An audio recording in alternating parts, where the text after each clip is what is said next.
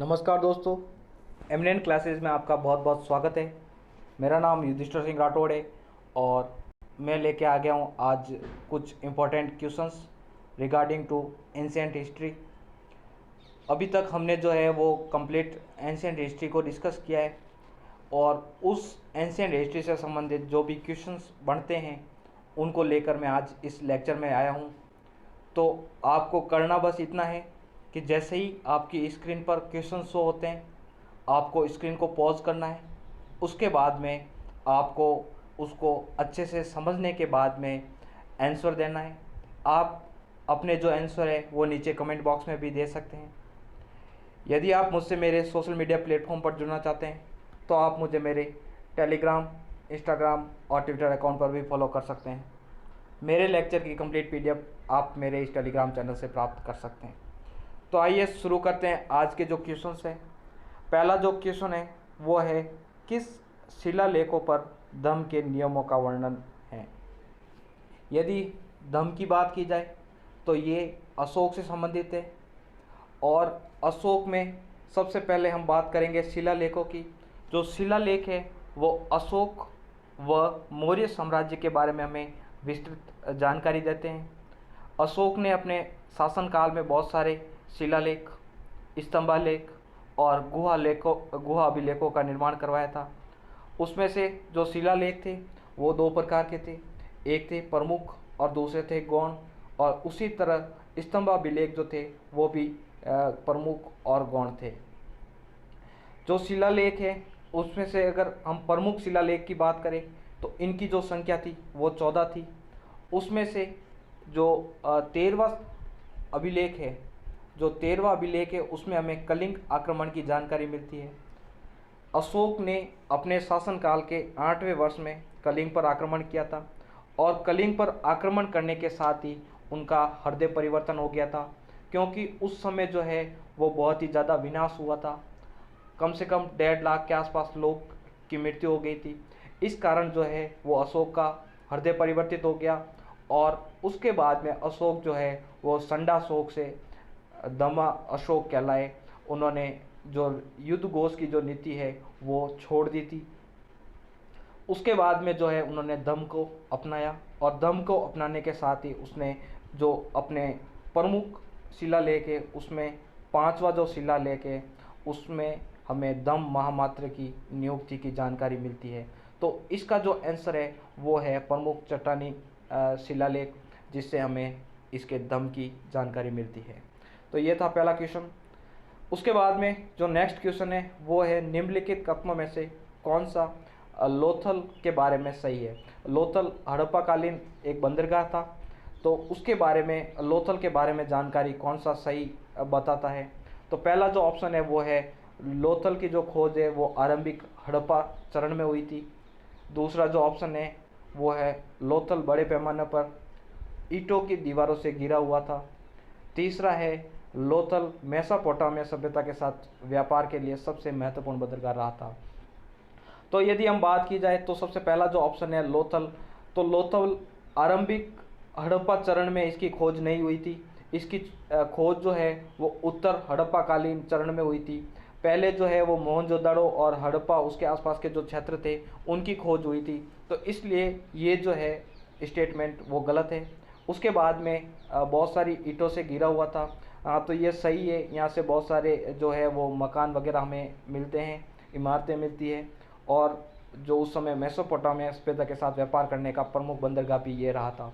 तो इसका जो आंसर है वो डी है। बी व सी दोनों सही है, जो पहला स्टेटमेंट है वो गलत है। नेक्स्ट जो क्वेश्चन है वो है, फाहियान किसके दरबार में आया था। तो कौन जो शासक था उस समय जब फाहियान आया था, तो ये बात कर रहे हैं हम गुप्ता पीरियड की। जब गुप्त शासन था उस समय जो है वो चीनी यात्री फाहियान भारत आया था। अब वो किसके समय आया था, तो वो आया था चंद्रगुप्त सेकंड के समय। चंद्रगुप्त सेकंड जो थे वो रामगुप्त को की हत्या करके वो शासक बने थे। उनकी ये जानकारी हमें विशाख दत्त की जो पुस्तक है जिसका नाम है देवी चंद्रगुप्तम, तो जो देवी चंद्रगुप्तम जो है उससे हमें क्या है इसकी जानकारी मिलती है। सबसे पहले जो शासक बने थे इसमें गुप्त वंश में, वो थे श्रीगुप्त। उसके बाद में घटोत्कच, चंद्रगुप्त प्रथम, समुद्रगुप्त, और उसके बाद में जो बने थे वो थे रामगुप्त और चंद्रगुप्त सेकंड, उसके बाद में शासक बन गए थे। तो फाहियान जो है वो चंद्रगुप्त सेकंड के दरबार में आया था। अगला जो क्वेश्चन है वो है, निम्न में से कौन नालंदा विश्वविद्यालय का संस्थापक है? तो नालंदा विश्वविद्यालय के संस्थापक के संबंध में जानकारी है। तो नालंदा विश्वविद्यालय का जो संस्थापक थे वो थे कुमारगुप्त। एक चीनी यात्री है जिनका नाम है हेनसांग। हेनसांग हमें बताते हैं कि जो नालंदा विश्वविद्यालय है उसके जो संस्थापक हैं उनका नाम शक्रादित्य है, और शक्रादित्य जो है वो इस कुमारगुप्त की उपाधि थी। तो शक्रादित्य का नाम भी हमें मिलता है हेनसांग के अनुसार। तो ये जो है इसके संस्थापक कौन थे? कुमारगुप्त। नेक्स्ट क्वेश्चन है, पहला गुप्त शासक कौन था जिसने चांदी के सिक्कों की शुरुआत की थी? तो चांदी के सिक्के तो वैसे अगर देखा जाए तो शकों की विशेषता थी, लेकिन यहाँ पे एक शासक हुए थे चंद्रगुप्त सेकंड। चंद्रगुप्त सेकंड के बारे में हमें जानकारी जो विशाख दत्त की जो पुस्तक है देवी चंद्रगुप्तम, उसमें हमें बताया गया है कि ये जो है इन्होंने अंतिम जो शासक थे जिनका नाम था रुद्र सिंह तृतीय। तो रुद्र सिंह तृतीय को यह क्या इन्होंने हराया था, और हराने के साथ ही उनकी हत्या कर दी। हत्या करने के बाद में जो शकों के जो चांदी के सिक्के थे उन पर अपना नाम अंकित करवाया। तो ये था उसके बारे में कि इन्होंने जो है वो चांदी के सिक्के चलाए थे।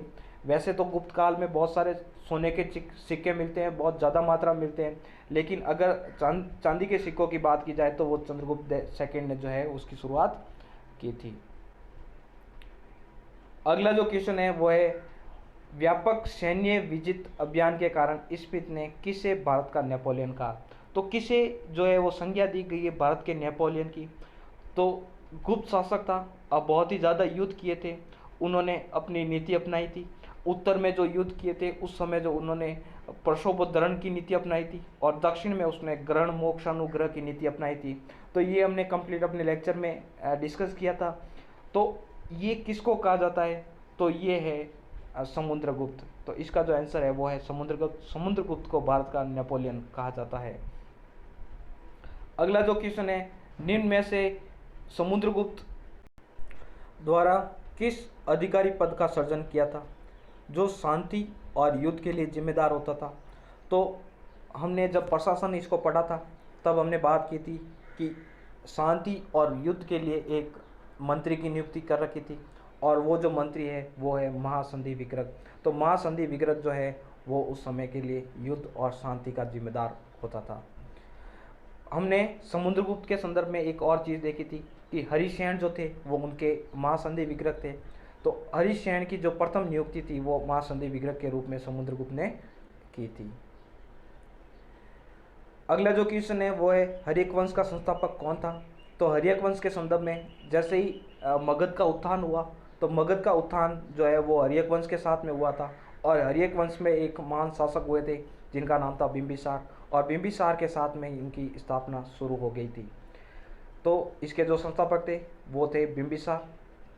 उसके बाद में उसके जो वंशज बने थे वो थे अजातशत्रु, उसके बाद में उज्जैन, और अगले जो शासक थे वो थे बिंदुसार। बिंदुसार जो थे वो मौर्य टाइम पीरियड के थे। चंद्रगुप्त मौर्य के पुत्र थे बिंदुसार, उसके जो पुत्र थे वो थे अशोक, और बाकी के ये जो है तीनों हर्यक वंश से संबंधित हैं।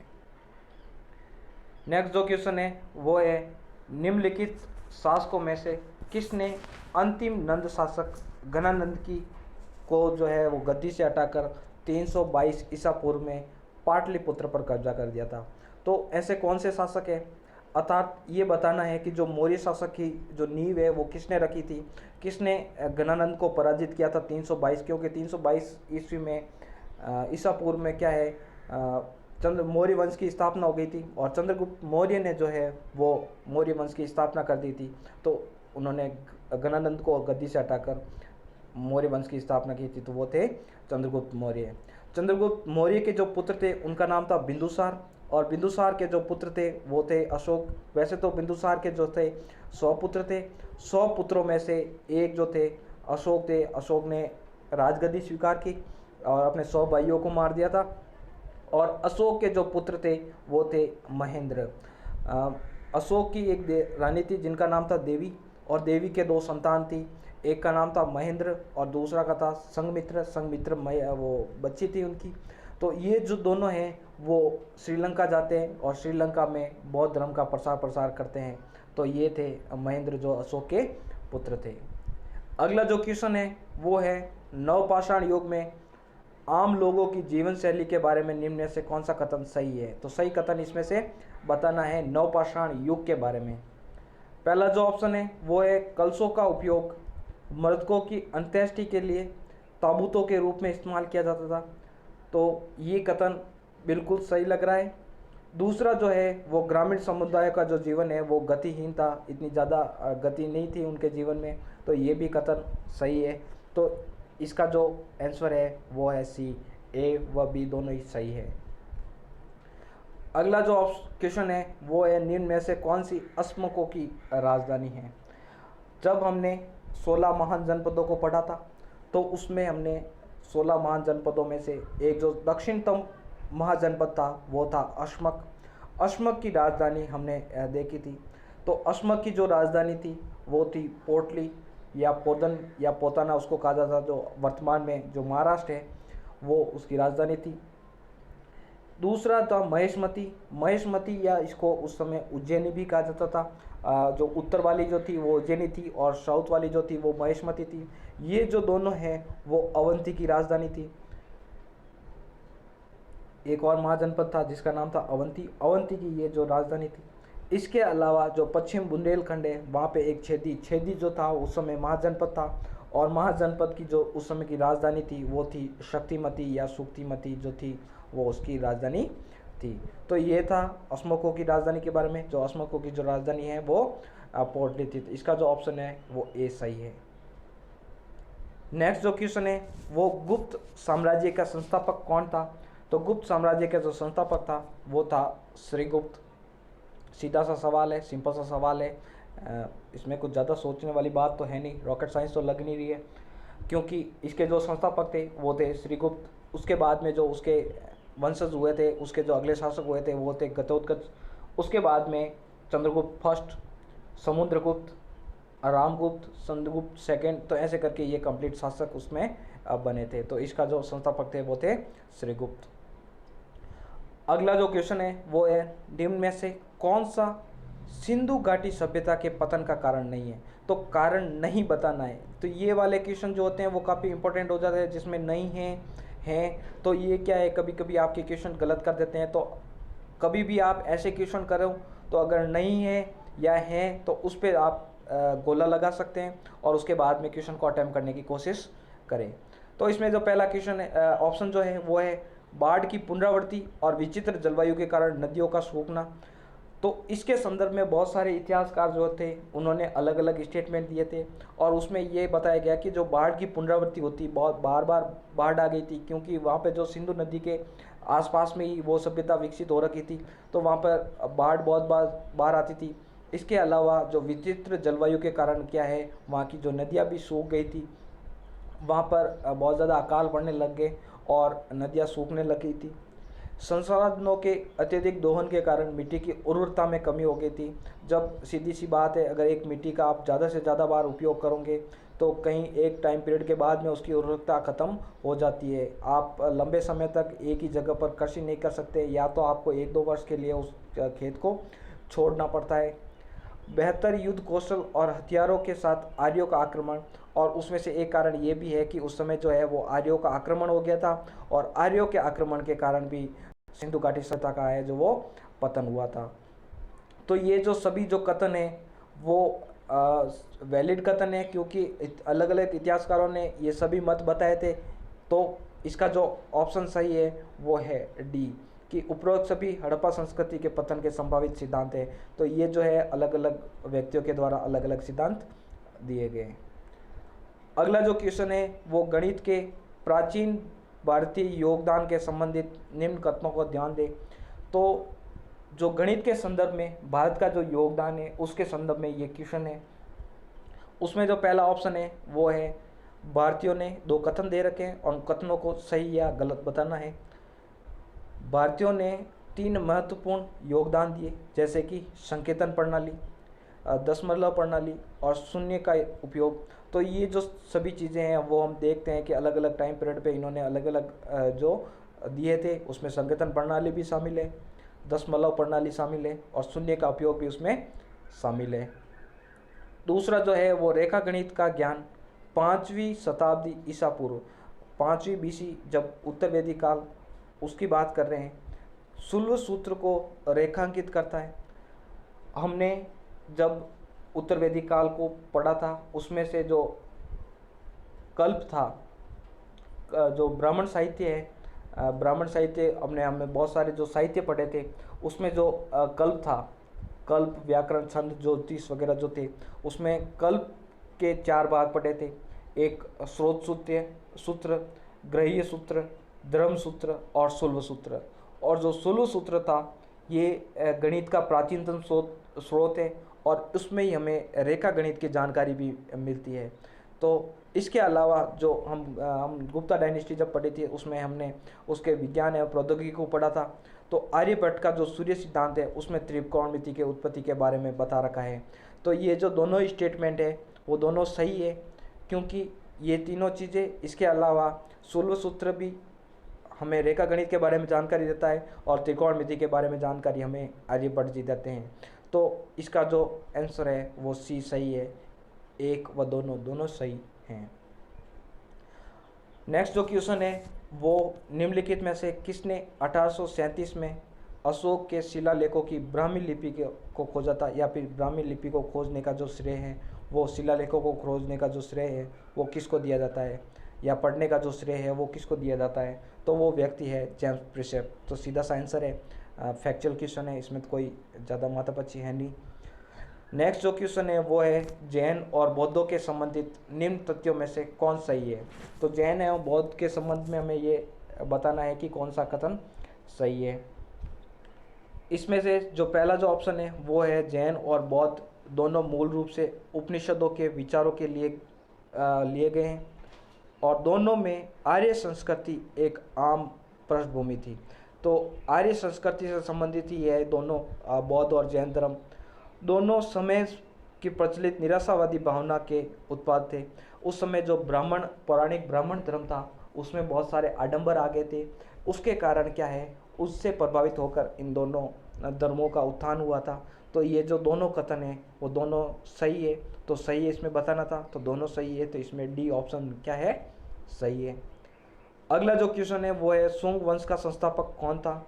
तो सुंग वंश के बारे में हमें विस्तृत जानकारी मिलती है और उसमें से जो सुंग वंश के जो संस्थापक थे वो थे पुष्यमित्र सुंग। पुष्यमित्र सुंग हमें पता चलता है कि जो पुष्यमित्र सुंग है उन्होंने अंतिम मौर्य शासक को की हत्या करके उसके बाद में सुंग वंश की स्थापना कर दी थी। अग्निमित्र पुष्यमित्र सुंग के पुत्र थे।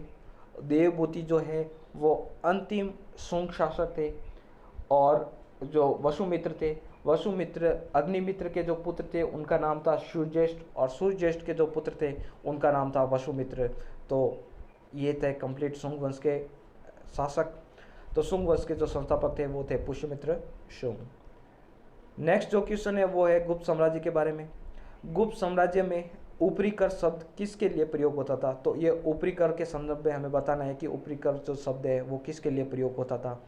तो राज्य की जो ऑप्शन जो है वो राज्य की कुल उपज में 1/6 भाग पर राज्य के अधिकार के लिए। बी जो ऑप्शन है वो है फल, ईंधन, फूलों की आपूर्ति आदि के लिए।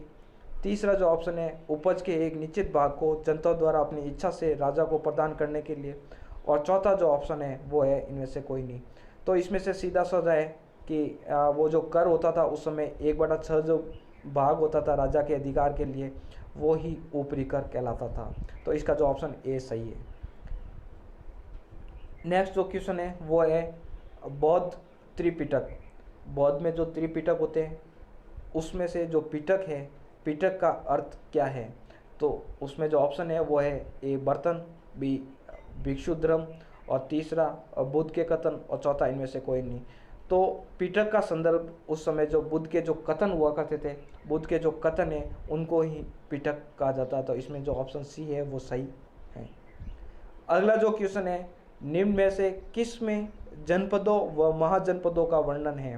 तो जनपदों और महाजनपदों के बारे में अगर जानकारी दे तो वैदिक ग्रंथ तो जनपदों और महाजनपदों के बारे में जानकारी देते ही हैं। इसके अलावा हमें बौद्ध ग्रंथ और जैन ग्रंथ भी हमें इसके बारे में जानकारी देते हैं। बौद्ध ग्रंथ का जो अगुत्तर निकाय है या जो खुद्दक निकाय है वो दोनों हमें इसके बारे में जानकारी देता है, और जैन जो ग्रंथ है उसका भगवती सूत्र जो है वो हमें जनपद और महाजनपदों की जानकारी देते हैं। तो इसमें से जो तीनों ऑप्शन है वो तीनों ही सही है, इसलिए इसका जो आंसर होगा वो डी होगा, उपयुक्त सभी सही। तो ये थे कंप्लीट एंशिएंट हिस्ट्री के बारे में क्वेश्चंस।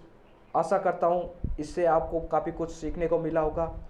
यदि आप मेरे एंशिएंट हिस्ट्री की अगर सीरीज़ देखना चाहते हो तो मेरी एक एंशिएंट हिस्ट्री की सीरीज़ मेरे इस चैनल पर आ रखी है, तो उसी से संबंधित ये सारे क्वेश्चन थे। तो इससे आपको काफ़ी कुछ सीखने को मिला होगा। Thank you for listening.